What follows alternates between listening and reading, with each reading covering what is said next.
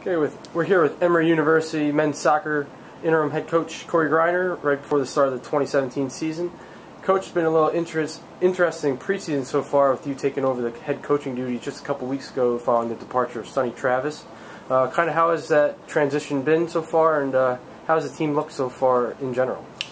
So far the transition's been actually pretty smooth. I think everyone was a little bit shocked when Sonny said that he was going to leave, but to Sonny's credit, I wouldn't be here if it wasn't for him.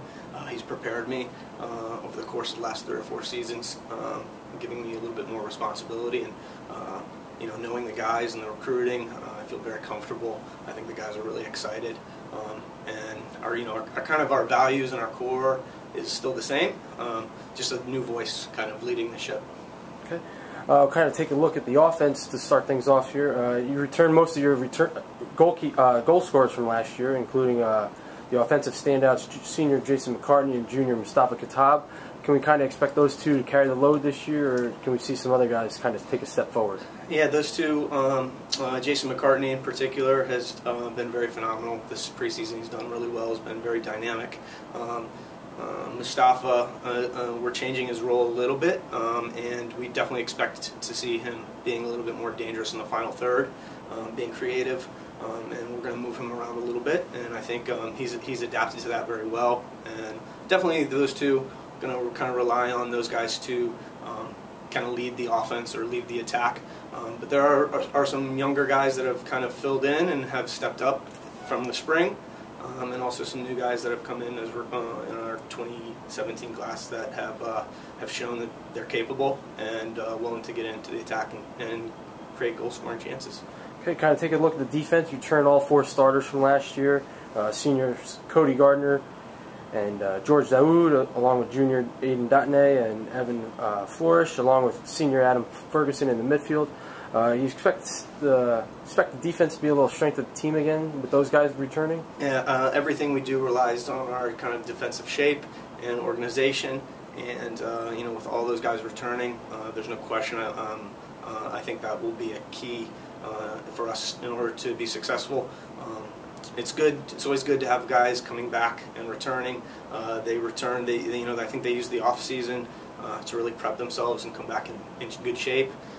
So we've just been kind of fine-tuning some of the details with those players, but they all understand their roles. They know what it should look like and the expectations. So for those players, I'm really excited and looking forward to hopefully some shutouts.